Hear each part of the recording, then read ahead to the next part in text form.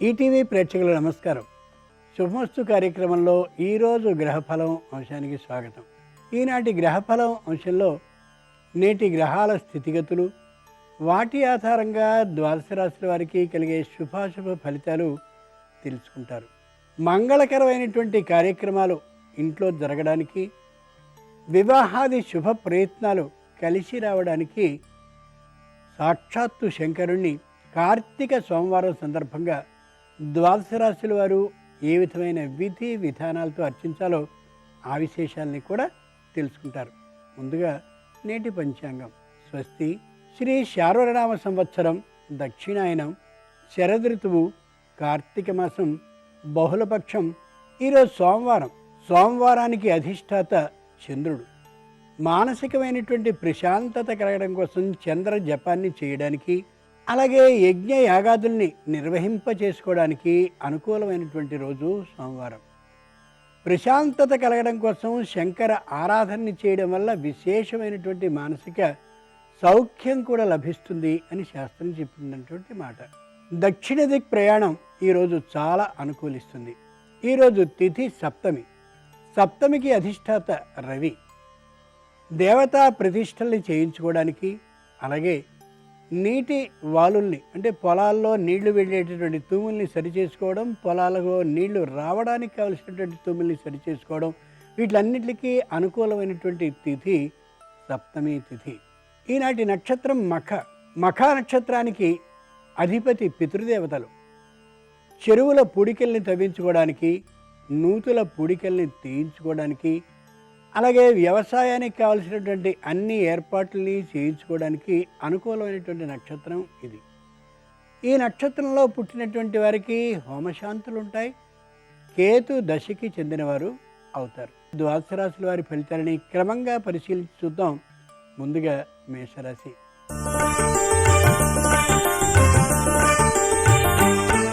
ఈరోజు మేషరాశి వారి ఫలితాలని పరిశీలించి చూస్తే స్త్రీలలో తొందరతనం కనిపిస్తుంది. ఆ తొందరతనాన్ని పూర్తిగా నివారించుకోవడం ఎంతైనా అవసరం. చేసినటువంటి నిర్ణయాన్ని వాయిదా వేసుకోవడం వల్ల విశేషమైన ఫలితాలు కలుగుతాయి. వృత్తి వ్యాపారాలు చేసేటటువంటి వారు వెంటనే ఒక నిర్ణయాన్ని చేసేసి హడావుడిగా పెట్టుబడి పెట్టడమో, లేక ఎవరినో విశ్వసించడమో చేయడం మంచిది ఏమాత్రమూ కాదు. ఆ ఆలోచనని ఒక రోజుపాటైనా కనీసం వాయిదా వేయడం మంచిది. ఉద్యోగులు అకస్మాత్తుగా వచ్చినటువంటి ఆ నోటి నుండి వచ్చిన విపరీతమైనటువంటి దురుసుతనాన్ని మాటల రూపంలో ప్రదర్శించడం ఏమాత్రమూ మంచిది కాదు. ఆ కోపాన్ని నియంత్రించుకోవడం ఎంతైనా అవసరం. వృత్తి వ్యాపారాలను చేసేటటువంటి వారు వేగంగా మాట్లాడడం, అలాగే పెట్టుబడిని వెంటనే పెట్టేయడం కాకుండా ఆలోచించి ఆచితూచి వాయిదా వేసి నిర్ణయాన్ని తీసుకోవాలి. ఈరోజు మేషరాశి వారి అదృష్ట సంఖ్య 9. ధరించవలసిన దుస్తుల రంగు ఎరుపు. కార్తీక సోమవారం సందర్భంగా మేషరాశి వారు శంకరుణ్ణి గంధజలంతో అభిషేకించినట్లయితే మనోవ్యాకులత పూర్తిగా తొలగిపోతుంది.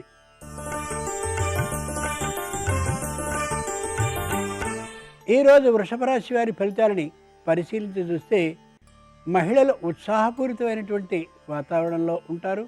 వృత్తి వ్యాపారాలు చేసేటటువంటి వారు వచ్చినటువంటి లాభంతో సంతృప్తి పడుతూ కనిపిస్తారు. రుణాన్ని నిదానంగా తీర్చాలనే ఆలోచనలో భాగంగా కొంత రుణాన్ని తీర్చినటువంటి ఆనందంతో ఉంటారు. ఉద్యోగులు ప్రతి పనిని సక్రమంగా చేస్తూ పై అధికారులకి దగ్గర అవుతూ, తోటి ఉద్యోగుల మన్ననని పొందుతూ, ప్రత్యేకమైనటువంటి తమకైన ఒక గుర్తింపుని తాము పనిచేస్తున్నటువంటి సంస్థలో పొందగలుగుతారు. కార్మిక రంగానికి చెందినటువంటి వారు ఏ విధమైనటువంటి అనారోగ్యానికి గురి కారు.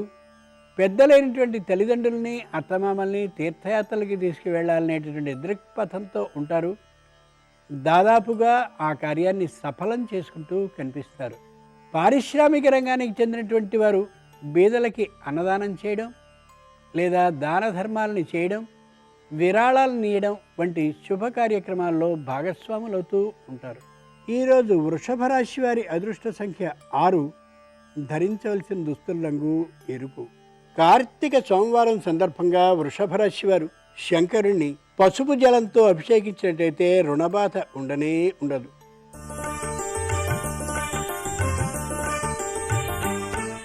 ఈరోజు మిథున రాశి వారి ఫలితాలని పరిశీలించి చూస్తే ఎవరైనా ఒక మాట అన్నట్లయితే నిదానంగా పడి ఉండడం సరైనటువంటి పని కాదు. ఈ రోజుకి తప్పక దానికి సరైనటువంటి ధర్మబద్ధమైనటువంటి సమాధానాన్ని చెప్పి తీరవలసిందే. వృత్తి వ్యాపారాలు చేసేటటువంటి వారిని ఎవరైనా కానీ బెదిరించినట్లయితే తప్పక ధర్మబద్ధమైనటువంటి సమాధానాన్ని ధైర్య సాహసాలతో చెప్పడం అవసరం తప్ప మన కర్మ ఈ రీతిన ఉంది అని అనుకుంటూ నిర్వేద భావాన్ని పొందనే కూడదు. ఉద్యోగులు ధైర్యంగా మాట్లాడగలగాలి. పై అధికారి అధర్మాన్ని చేయవలసిందిగా సూచించినా ప్రోత్సహించినా బెదిరించినా కూడా కాదు అనేటటువంటి నిర్భయత్వ స్థితిలో ఉండి తీరాల్సిందే. కార్మిక రంగానికి చెందినటువంటి వారు శారీరకమైనటువంటి సత్తువ లేని పక్షంలో నిర్భయంగా నేను ఈ రోజున పని చేయలేని చెప్పడం మంచిది తప్ప మొగమాటానికి పోవడం ఏమాత్రమూ సరికాదు. పారిశ్రామిక రంగానికి చెందినటువంటి వారు జీతాలను చెల్లించలేకపోయినా లేక ఏదైనా బాధ్యతను నిర్వహించలేకపోయినా ఉన్నది ఉన్నట్లుగా చెప్పడం చాలా అవసరం తప్ప దాపరికం లౌక్యం ఏమాత్రమూ సరికానే కాదు. ఈరోజు మిథున రాశి వారి అదృష్ట సంఖ్య 9. ధరించవలసిన దుస్తుల రంగు నీలం. కార్తీక సోమవారం సందర్భంగా మిథున రాశి వారు శంకరుణ్ణి కుంకుమ జలంతో అభిషేకించినట్లయితే క్రయ విక్రయాలు రెంట లాభం కలుగుతుంది.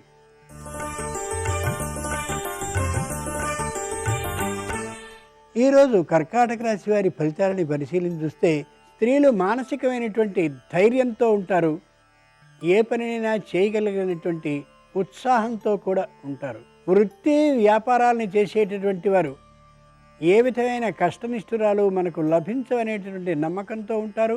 పెద్దలు అనుభవజ్ఞులైనటువంటి వారి సలహాలని సూచనల్ని సంప్రదింపుల్ని చేస్తూ ధైర్యంగా వ్యాపారాన్ని ముందుకు నడిపించుకోగలుగుతారు. ఉద్యోగులు కూడా ప్రశాంత వాతావరణంలో ఉద్యోగాన్ని చేస్తూ ఇయ్యబడ్డటువంటి ఎక్కువ పనిని తేలికగా పూర్తి చేసి పై అధికారుల ప్రశంసల్ని తోటి ఉద్యోగుల మెప్పుని పొందగలుగుతారు. కార్మిక పారిశ్రామిక రంగానికి చెందినటువంటి వారు ఎంత దూరమైనా సరే ప్రయాణాన్ని చేసి కొత్తదైనటువంటి సంస్థని స్థాపించడానికి కావలసిన అన్ని ఏర్పాట్లని స్వయంగా చేసుకోగలుగుతారు స్వీయ నిర్ణయం మీద. ఈరోజు కర్కాటక రాశి వారి అదృష్ట సంఖ్య 7. ధరించవలసిన దుస్తుల రంగు తెలుపు. కార్తీక సోమవారం సందర్భంగా కర్కాటక రాశి వారు శంకరుణ్ణి నారికేళ జలంతో అభిషేకించినట్లయితే ఎదురు చూస్తున్నటువంటి ఉద్యోగం తప్పక లభిస్తుంది.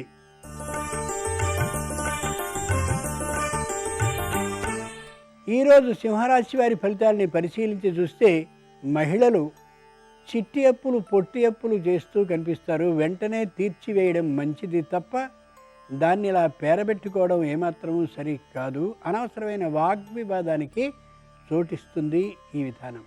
వృత్తి వ్యాపారాలను చేసేటటువంటి వారు బ్యాంకులకి చెల్లించవలసినటువంటి రుణాలని సకాలంలో చెల్లించడం చాలా మంచిది. ముఖ్యంగా ఆర్థికమైనటువంటి వ్యవహారాల్లో నిర్ణయాన్ని తీసుకునేటప్పుడు ధైర్య సాహసాలతో నిర్ణయాన్ని తీసుకోవాలి తప్ప దాని గురించిన వాయిదా వేయడం సరికాదు.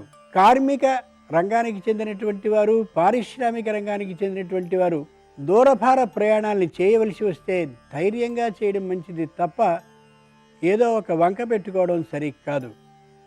సంతానం విద్యార్థి దశలో ఉన్నట్లయితే తగినటువంటి విధంగా మందలింపుని చేసి విద్యా ప్రమాణాలని పాటింపచేయడం అవసరం. ఈరోజు సింహరాశి వారి అదృష్ట సంఖ్య 6. ధరించవలసిన దుస్తుల రంగు ఎరుపు. కార్తీక సోమవారం సందర్భంగా సింహరాశి వారు శంకరుణ్ణి గోక్షీరం అంటే ఆవు పాలతో అభిషేకించినట్లయితే వివాహ ప్రయత్నాలు కలిసి వస్తాయి.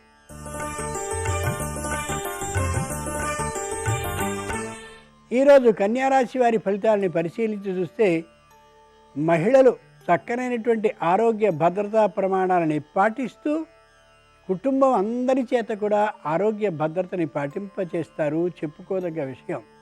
వృత్తి వ్యాపారాల్ని చేసేటటువంటి వారు అనారోగ్యం పట్ల అప్రమత్తంగా ఉండాలి తప్ప ధైర్యంతో వ్యవహరించడం ఏమాత్రమూ సరి కానే కాదు. ఉద్యోగులు దూరభార ప్రయాణాలు లేకుండా ఉన్న చోటనే ఉండి ఉద్యోగాన్ని చేస్తూ ఉండేటటువంటి కారణంగా శారీరకమైనటువంటి అనారోగ్యం కలిగేటటువంటి అవకాశం గోచరిస్తుంది. ముఖ్యంగా బరువు పెరగడం వంటివి. ఆ కారణంగా తగినటువంటి వ్యాయామాన్ని చేసి శరీరాన్ని సరైనటువంటి ఆరోగ్య స్థితి పాటించేలా చేసుకోవడం ఎంతైనా అవసరం. కార్మిక రంగానికి చెందినవారు, పారిశ్రామిక రంగానికి చెందినటువంటి వారు అధర్మ మార్గంగా ఆదాయాన్ని సంపాదించడం కోసం ద్యూతము మొదలైనటువంటి వాటికి వెళ్ళడం ఏమాత్రము సరి కాదు. ఈరోజు కన్యారాశి వారి అదృష్ట సంఖ్య 7, ధరించవలసిన దుస్తుల రంగు నీలం. కార్తీక సోమవారం సందర్భంగా కన్యారాశి వారు శంకరుణ్ణి పుష్పజలంతో అభిషేకించినట్లయితే కీర్తి ప్రతిష్టలు లభిస్తాయి.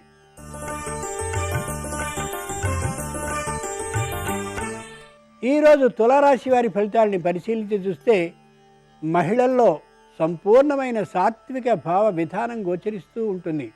ఏ విధమైనటువంటి కష్టనిష్ఠురాలకి పాల్పడకూడదనే స్థిరమైనటువంటి నిర్ణయంతో ఉంటారు.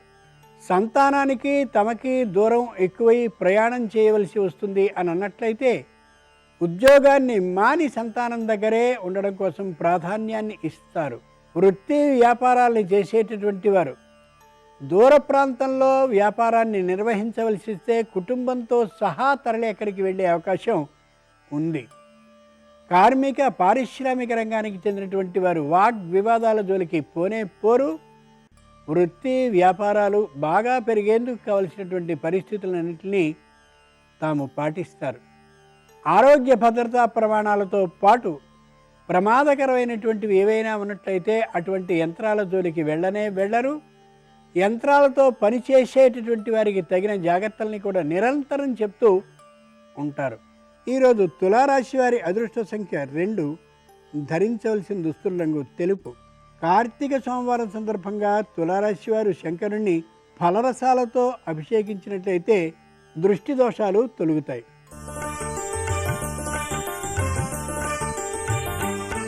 ఈరోజు వృశ్చిక రాశి వారి ఫలితాలని పరిశీలించి చూస్తే మహిళలు పట్టుదలని మెల్లగా దిగుతూ ఉంటారు. అది చాలా అవసరం. వృత్తి వ్యాపారాలని చేసేటటువంటి వారు తాము ఒకప్పుడు అన్నటువంటి మాటని సవరించుకుంటారు. దానివల్ల విశేష లాభాన్ని పొందగలుగుతారు కూడా. ఉద్యోగులు తొందరపడి అన్నటువంటి మాటని కాదు అనేటటువంటి ఆలోచనకి వచ్చాక నిర్భయంగా తమ తప్పుని ఒప్పుకుంటారు. కార్మిక పారిశ్రామిక రంగానికి చెందినటువంటి వారు బెదిరింపు ధోరణి ఏమాత్రము పాటించరు. అనుకూలమైనటువంటి వాతావరణం కోసమే ప్రయత్నాన్ని చేస్తారు.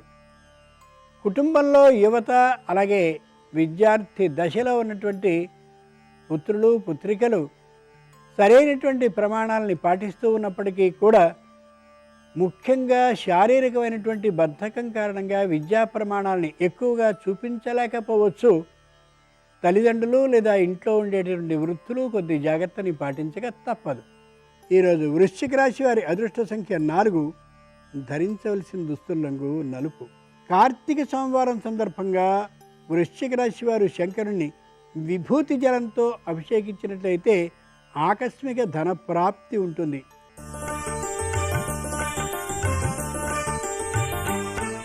ఈరోజు ధనురాశి వారి ఫలితాలని పరిశీలించి చూస్తే మహిళల్లో ఉత్సాహపూరితమైనటువంటి వాతావరణం ఉంటుంది. తీవ్రమైనటువంటి శ్రమ చేసినప్పటికీ కూడా ఫలితం అనుకూలంగా ఉండకపోవచ్చు. దిగులు పడవలసిన అవసరం లేదు. వృత్తి వ్యాపారాలు చేసేటటువంటి వారు విశేషమైనటువంటి పరిశ్రమలు చేసినప్పటికీ కూడా అనుకున్నంత ఆర్థికమైనటువంటి లాభం రాకపోవచ్చు. గుర్తింపు కూడా ఉండకపోవచ్చు. ఉద్యోగులు తగినటువంటి సమర్థతని గుర్తించేందుకు వీలుగా విశేషమైనటువంటి శ్రమని చేస్తారు. అధికారుల దగ్గర కూడా తమ ప్రతిభని ప్రదర్శించడానికి ప్రయత్నిస్తారు. కానీ దానివల్ల ప్రయోజనం పెద్దగా ఉండకపోవచ్చు. కార్మిక పారిశ్రామిక రంగానికి చెందినటువంటి వారు దూరభార ప్రయాణాలు చేయడానికి సిద్ధపడినప్పటికీ కూడా ఆ ప్రయాణాలు ఆగిపోవచ్చు. ఏ విధమైనటువంటి లాభము కలక్కపోవచ్చు. ఈ రోజుకి దాన ధర్మ దృష్టితో ఉన్నప్పటికీ కూడా అనుకూల ఫలితాలు లభించకపోవచ్చు. తగినటువంటి కీర్తి ప్రతిష్టలు కూడా కలక్కపోవచ్చు. ఈరోజు ధనురాశి వారి అదృష్ట సంఖ్య 5, ధరించవలసిన దుస్తుల రంగు ఎరుపు. కార్తీక సోమవారం సందర్భంగా ధనురాశి వారు శంకరుణ్ణి పరిమళ జలంతో అభిషేకించినట్లయితే మనోవ్యాకులత దూరం అవుతుంది.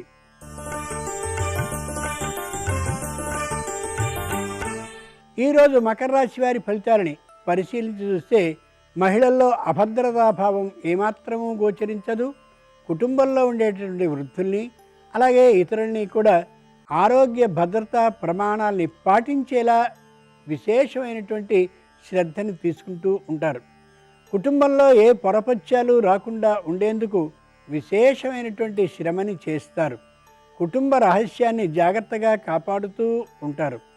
వచ్చినటువంటి ఆదాయం అలాగే వృత్తి వ్యాపారాల ద్వారా వచ్చినటువంటి ఆర్థికమైనటువంటి లాభాన్ని ఆడంబరంగా అట్టహాసంగా ఖర్చు చేయడం కాకుండా తగినటువంటి పొదుపు ప్రమాణాన్ని పాటిస్తూ కుటుంబాన్ని పైకి తెచ్చేందుకు తగిన అన్ని జాగ్రత్తల్ని తీసుకుంటారు. ఉద్యోగులు అన్ని విధాలైనటువంటి మెళకువల్ని పాటిస్తూ సకాలంలో పనుల్ని పూర్తి చేసుకోగలుగుతారు. అంతేకాక తమకు తాముగా కొత్తదైనటువంటి కోర్సుల్లో చేరే అవకాశాన్ని కూడా చూసుకుంటారు. ఈరోజు మకర రాశి వారి అదృష్ట సంఖ్య 1. ధరించవలసిన దుస్తుల రంగు పసుపు పచ్చన. కార్తీక సోమవారం సందర్భంగా మకర రాశి వారు శంకరుని తేనెతో అభిషేకించినట్లయితే రావలసిన సొమ్ములు వసూలవుతూ ఉంటాయి.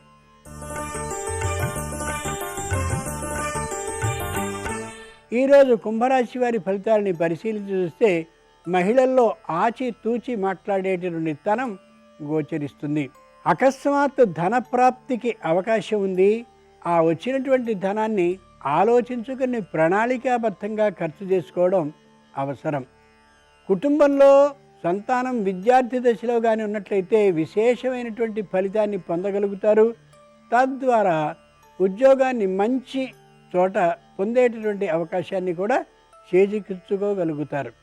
వృత్తి వ్యాపారాలని చేసేటటువంటి వారు వ్యాపార విస్తరణ కోసమని ప్రయత్నాన్ని చేస్తారు.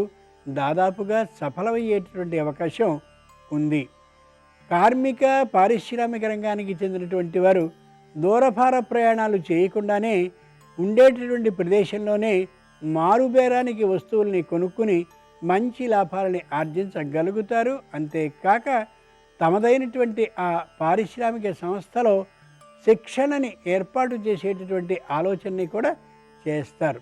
ఈరోజు కుంభరాశి వారి అదృష్ట సంఖ్య 8. ధరించవలసిన దుస్తుల రంగు నలుపు. కార్తీక సోమవారం సందర్భంగా కుంభరాశి వారు శంకరుణ్ణి చందన జలంతో అభిషేకించినట్లయితే చక్కని గుర్తింపు లభిస్తుంది.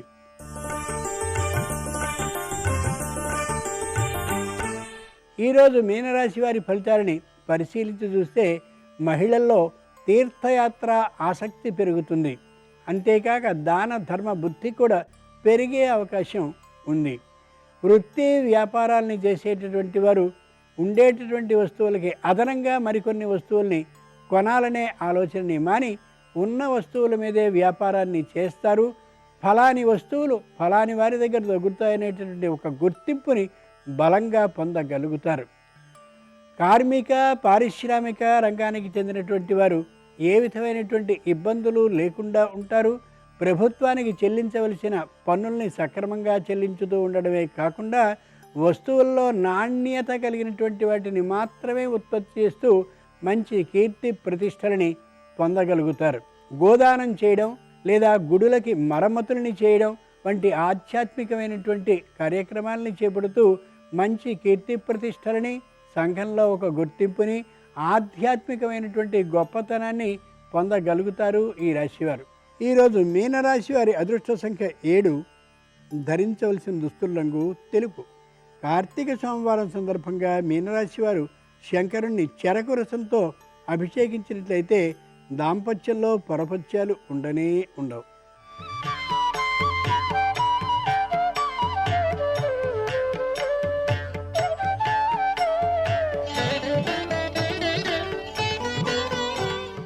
శుభమస్తు కార్యక్రమంలో గృహబలం అంశానికి స్వాగతం.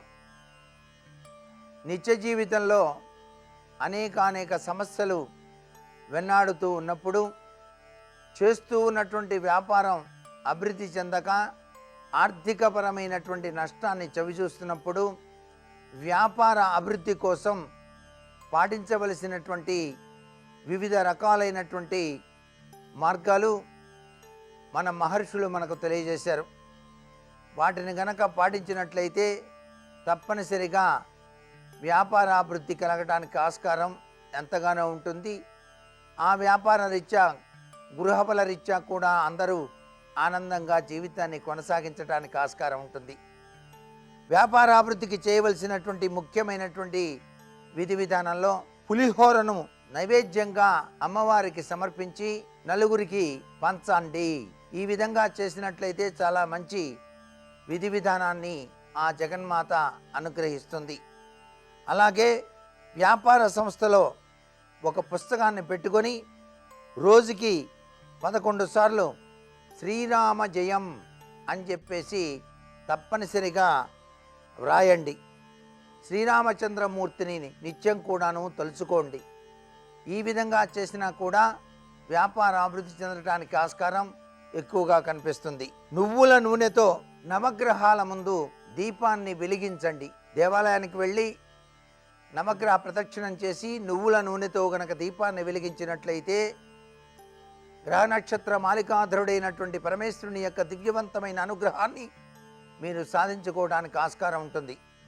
అలాగే చెప్పులు దానం చేయటం వల్ల కూడాను వ్యాపారం అభివృద్ధి చెందుతుంది అంటోంది శాస్త్రం. బిల్వాష్టకాన్ని లేదా దశావతార స్తోత్రాల్ని గృహంలో గనక పఠించినట్లయితే వ్యాపార అభివృద్ధి కలగడానికి ఆస్కారం ఉంది.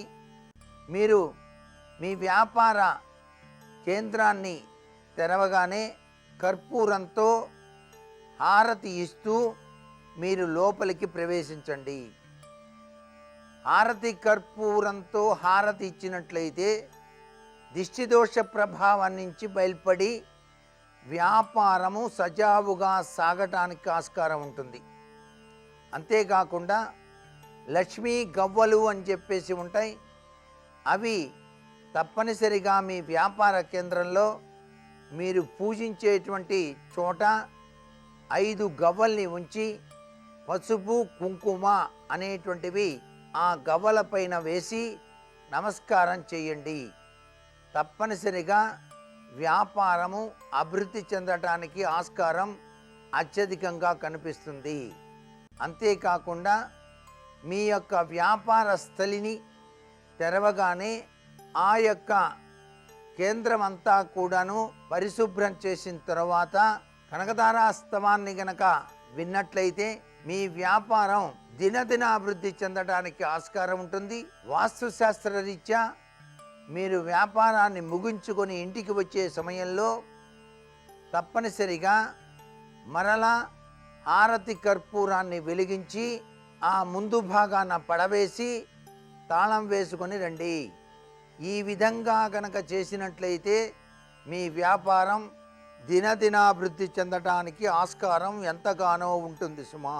వ్యాపారం ఉత్తమోత్తమైనటువంటి స్థితిగతుల్ని పొందడానికి ఒక గాజు గ్లాసులో నీళ్లు తీసుకొని దానిలో పండినటువంటి గజనిమ్మ పండును గనక ఉంచినట్లయితే మీరు కూర్చునేటువంటి చోట తప్పనిసరిగా వ్యాపారం అభివృద్ధి చెందడానికి ఆస్కారం ఉంటుంది.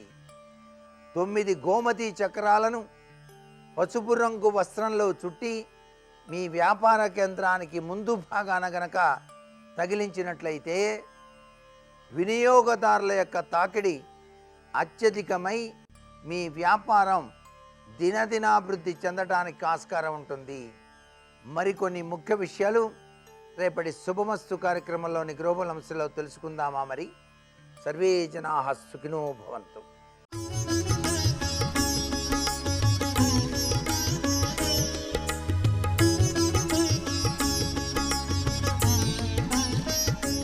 నమస్కారం.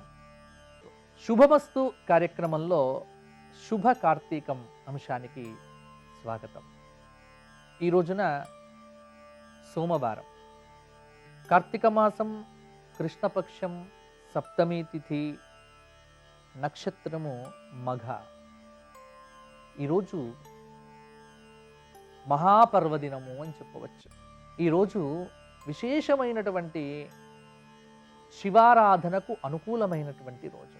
కృత్తికా సోమవారేషు శివస్య యజనం నృణాం సర్వాభీష్ట ఫలప్రదం శివపురాణంలో చెప్పబడినటువంటి వచనం ఇది. కృత్తికా సోమవారేషు, కార్తీక మాసంలో ప్రతి సోమవారము మహిమాన్వితమైనటువంటిది. ఈ రోజున ప్రదోష కాలంలో శివార్చన చేయటము, శివ దర్శనం చేయటము, శివుడి సన్నిధిలో దీపారాధన చేయటము, లేదా శివాలయంలో కూర్చొని సర్వజ్ఞానప్రదం దీపం అనే శ్లోకాన్ని చెప్పి దీపమును దానం చేయటము, ఇవన్నీ కూడా చాలా శక్తివంతమైనటువంటి పరిహారములు అని చెప్పవచ్చు. నక్తోపవాసం చేసేటువంటి వారు కావచ్చు, లేదా అయాచితం చేసేటువంటి వారు కావచ్చు, లేదా ఉపవాస దీక్షలు చేసేటువంటి వారు ఈ రోజున ప్రదోష కాలంలో శివుడికి ఇష్టమైనటువంటి ఆవు నెయ్యి గోఘృతంతో దీపారాధన చెయ్యండి. సంధ్యాకాల సమయంలో ఈశ్వరుడికి ప్రీతిగా చంద్రశేఖరాష్టక స్తోత్రాన్ని పఠించండి. రత్నసానుశరాసనం రజతాద్రిశృంగ నికేతనం షింజినీకృత పన్నగేశ్వర అచ్యుతానల సాయకం. ఈ అద్భుతమైనటువంటి స్తోత్రము మృత్యువును దూరం చేసేటువంటిది. మృత్యువు అంటే రెండు రకములు, కాలమృత్యువు, అకాల మృత్యువు అని. అకాల మృత్యువును దూరం చేసి సకాల మృత్యువును మనకు అనుగ్రహింపచేసేటువంటి శక్తి ఒక మృత్యుంజయుడికి మాత్రమే ఉన్నది.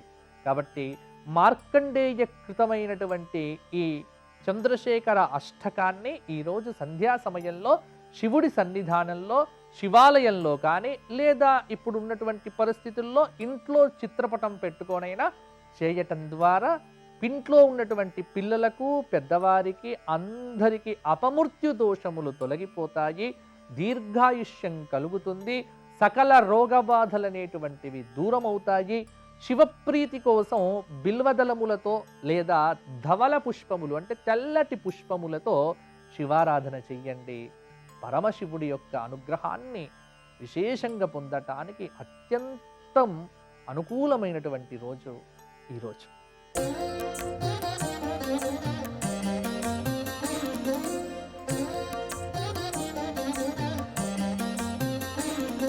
శుభోదయం. శుభమస్తు కార్యక్రమంలో ఐశ్వర్య సిద్ధి అనే అంశానికి స్వాగతం. ఆహారము, శరీరము ఒకదానితో మరి ఒకటి అనుబంధింపబడి ఉంటాయి. ఒకటి లేకుండా మరి ఒకటి మనజాలదు. ఆహార సంభవం వస్తు రోగశ్చాహార సంభవా. ఆహారాన్ని స్వీకరిస్తే శరీరం నిర్మాణం అవుతుంది, పెరిగి పెద్దనవుతుంది. ఈ పెద్దన అయ్యేటటువంటి క్రమంలో రోగాలు కూడా రావచ్చు. వేటి ద్వారా? ఆహారం ద్వారానే. ఒక పక్కన ఆహారం స్వీకరిస్తే శరీరం వృద్ధి పొందుతుంది అని చెప్పుకుంటూ, మరో పక్కన ఆహారం స్వీకరిస్తే రోగాలు కూడా వస్తాయి అనేటటువంటి వాక్యంలో ఉండేటటువంటి వివరణ ఏమిటా అని మనం గమనిస్తే, హితాహిత విశేషాశ్చ, హితము అహితము రెండు కూడా ఆహారమే మనకు అందిస్తుంది. మితంగా ఉన్న ఆహారం ఆరోగ్యాన్ని ఇస్తుంది, అమితమైన ఆహారం రోగాన్ని ఇస్తుంది. హితభుక్ మితభుక్ అశాకభుక్ అనే సూత్రాన్ని మనం జ్ఞాపకం తెచ్చుకుంటే, హితంగా తినాలి, మితంగా తినాలి, కొమ్మలకు కాచిన వాటినే తినాలి అని కూడా శుశ్రుత వాక్యం.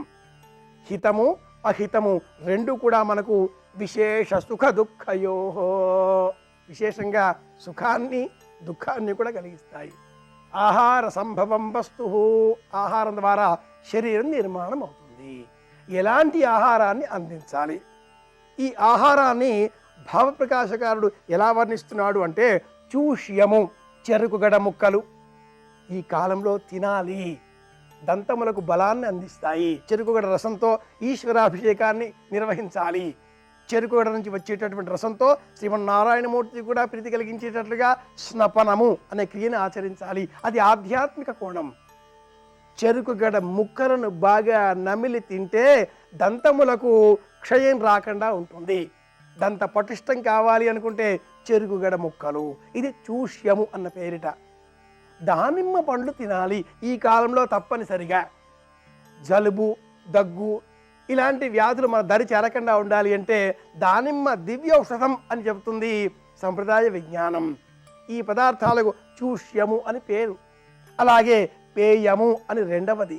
పాలు నీరు సూర్యోదయం అయిన పిదప మొదటి 3 గంటలలో తప్పనిసరిగా తీసుకోవలసిన ఆహార పదార్థం పాలు నీరు.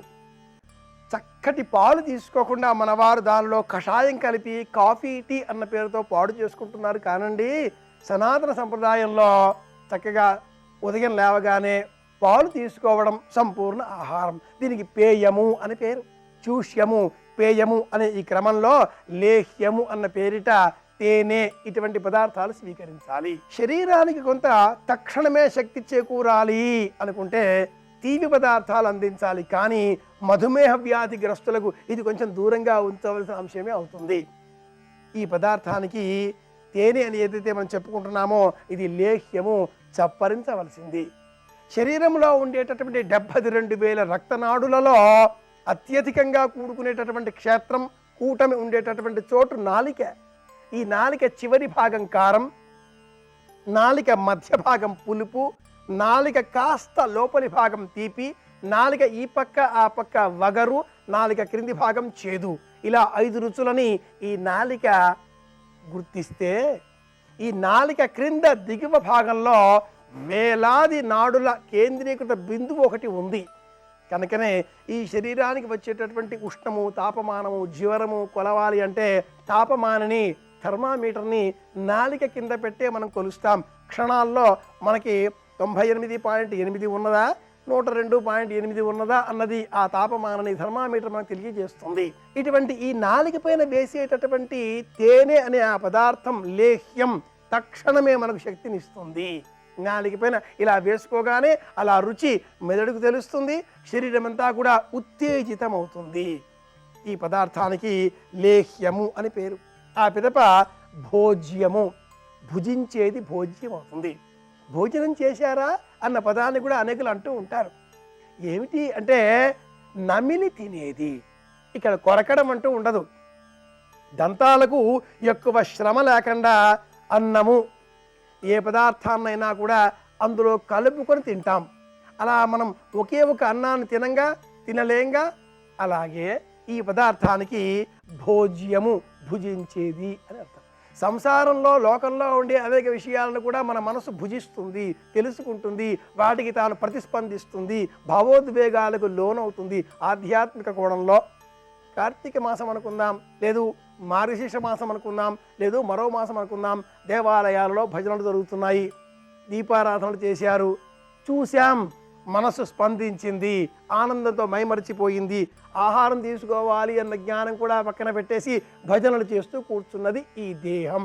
అంటే ఇక్కడ స్పందించడం అన్న భుజించే లక్షణం శరీరానికి కూడా ఉందిగా, మనసుకు అంతకంటే ఎక్కువగా ఉందిగా. కాబట్టి భుజించేది భోజ్యము, ఇది రుచికరంగా ఉండాలి. 4వది భక్ష్యము, త్రుంచి ఇలా తినేది.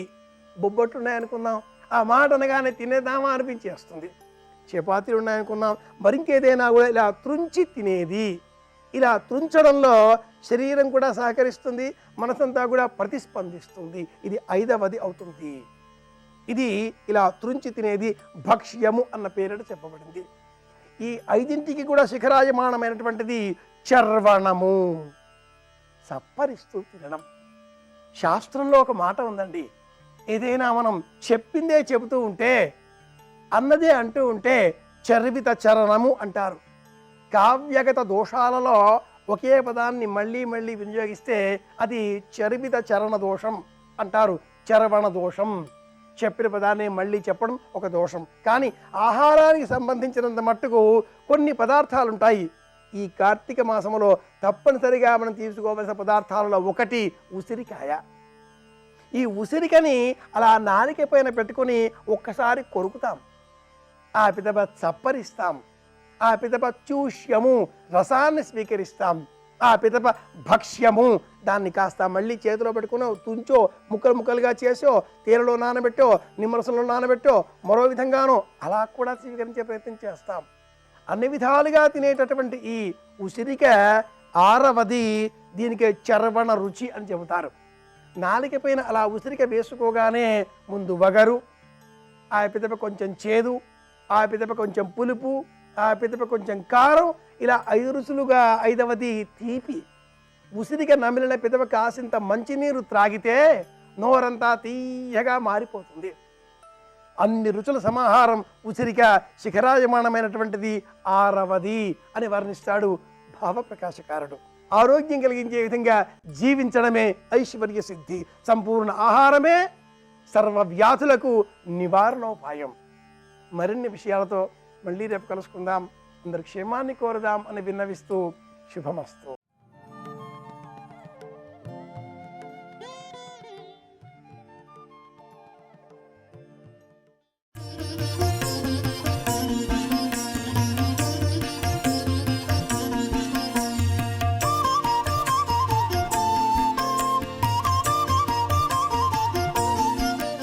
రామాయణ కావ్యాన్నంతటినీ, అందులో ఉన్నటువంటి సీతారాముల అనురాగాన్నంతటినీ దృష్టిలో పెట్టుకుంటున్నాడు మూకకవి. దృష్టిలో పెట్టుకొని విదేహ భవానురాగ, నీకు సీతమ్మ అంటే అంత ఇష్టం, సీతమ్మకి రాముడంటే అంత ఇష్టం. అందుకే లోకంలో ఎక్కడైనా వివాహం అవుతుంటే శుభలేఖ మీద ఎవరి ముద్ర వేస్తారంటే సీతారాముల ముద్ర వేస్తారు. సీతారాముల ముద్ర లేని శుభలేఖ వెయ్యవద్దు అని కంచికామకోటి పీఠాధిపత్యం వహించిన మహాపురుషులు చంద్రశేఖరేంద్ర సరస్వతి మహాస్వామి వారి యొక్క ఆజ్ఞ. అంత గొప్పవాడు రామచంద్రమూర్తి, అంత గొప్పది సీతమ్మ. కాబట్టి విదేహ భవానురాగ అంతేనా? రామ, నీ ఎందు ఇంకొక లక్షణం ఉన్నది, అది నాకు కామాక్షి యొక్క కడగంటి చూపులో కనపడుతోంది. నీకు సీతమ్మ అంటే ఎంత ఇష్టమో ఈవిడికి కామేశ్వరుడంటే అంత ఇష్టం. సీతమ్మకి రాముడిష్టం, రాముడికి సీతమ్మ ఇష్టం. ఆవిడ శివ స్వాధీన వల్లభ, ఆవిడేం చేసింది? భర్తని స్వాధీనం చేసుకుంది, పరమశివుణ్ణి స్వాధీనంలో పెట్టుకుంది అన్న మాటకు అర్థం బాబాయ్ మా ఆవిడికి తెలిస్తే కొంపలు అడిపోతాయని చెప్పి ఆయన ఏదో మునిగిపోతాడని కాదు దాని ఉద్దేశ్యం. ఎప్పుడైనా ఏదైనా ఒక పని చేయవలసి వచ్చిందనుకోండి, పార్వతీదేవికి చెప్పి చేస్తాడు. ఎందుకు చెప్పి చేస్తాడంటే చెప్పకుండా చేస్తే వేలిలా చూపిస్తుందని కాదు, ఆమె ప్రేమ చేత ఆయన మనసుని గెలుచుకుంది కాబట్టి ఆమెకి చెప్పకుండా ఉండలేడు, చెప్పి చేస్తాడు.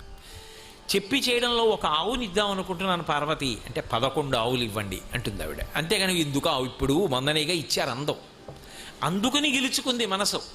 కాబట్టి స్వాధీన వల్లభ. అసలు పార్వతీదేవికి చెప్పనిది పరమశివుడు లోకమునకు చెప్పడు. అందుకే మీరు ఎప్పుడైనా చూడండి, ప్రతి విషయంలో కూడా పార్వత్యువాచ ఆవిడ అడుగుతుంది, ఆయన జవాబు చెప్తాడు. కేనోపాయేన లఘున, విష్ణు సహస్రం అంతా చదవడానికి సమయం లేకపోతే ఏం చెయ్యాలి నాథ అంటుంది. శ్రీరామ రామ రామేతి రమే రామే మనోరమే సహస్రనామ తత్తుల్యం రామనామ వరాననే అంటాడు. వరాననే అంటే మంచి ముఖము కలిగిన ఓ పార్వతి, రామ రామ రామ అంటే విష్ణు సహస్రం చెప్పేసినట్టే. అంటే సమయం ఉంటే కాదు సుమా, సమయం లేకపోతే, ఏదో చాలా ముఖ్యమైన పనుండి విష్ణు సహస్రం చదువుకోవడానికి అవకాశం లేకపోతే 3 మాటలు రామ రామ రామ అంటే విష్ణు సహస్రం చెప్పేసినట్టే.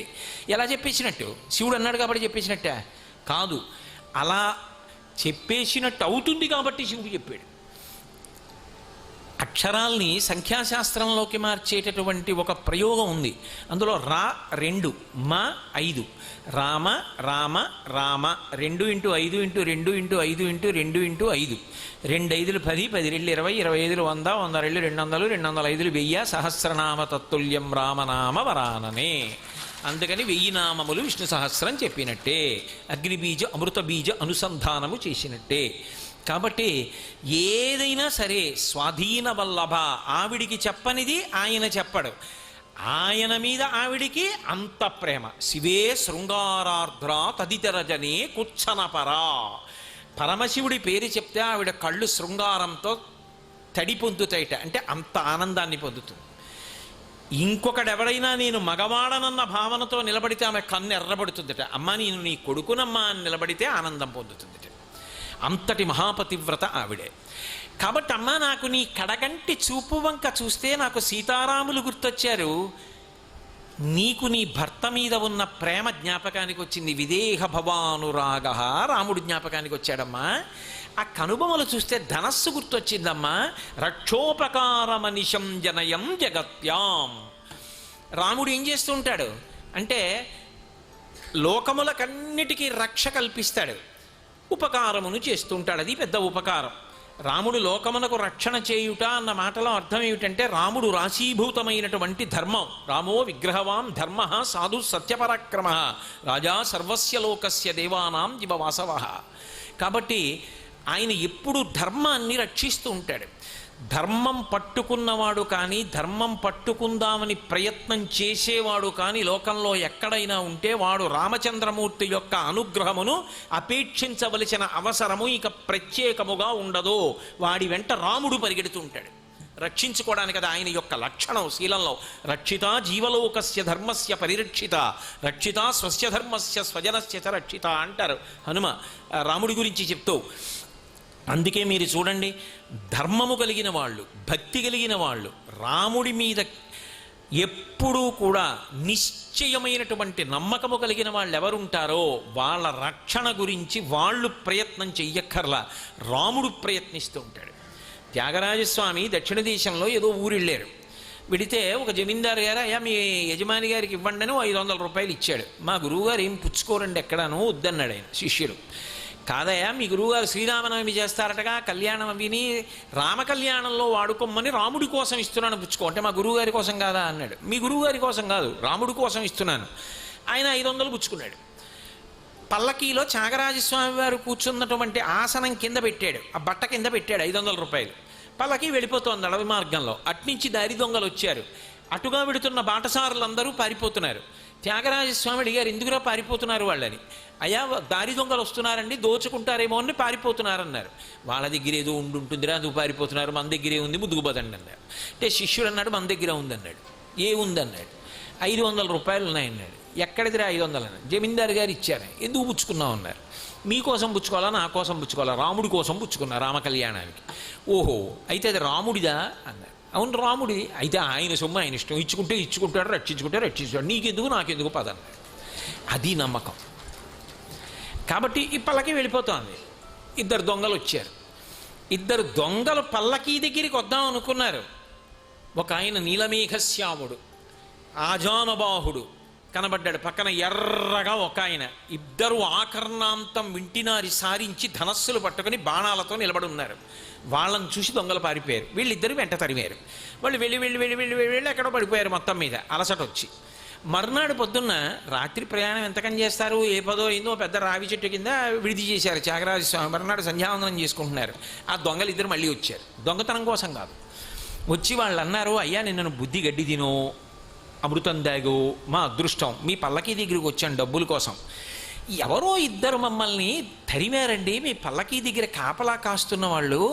ఒకడు నీలమేఘశ్యాముడు, ఎంత అందంగా ఉన్నాడో అసలు, ఆకర్ణాంతం వింటినారి సారించి మా వెంట పడ్డాడు. ఇంకొక ఆయన ఎర్రగా ఉన్నాడు, ఎంత బాగున్నారో. మా కుత్తుకలు కత్తిరిస్తే కత్తిరించారు కానీ వాళ్ళిద్దరిని ఇంకొకసారి చూపించండి ఎక్కడున్నారు మీ రక్షకులు అన్నారు. త్యాగరాజస్వామి ఏడ్చారు. నా కోసం రామా నా పల్లకి వెంట తిరిగి దొంగల్ని తరుముతూ అరణ్య మార్గంలో పరిగెత్తావా అని. త్యాగరాజస్వామి వారిని కాపాడుకోలా.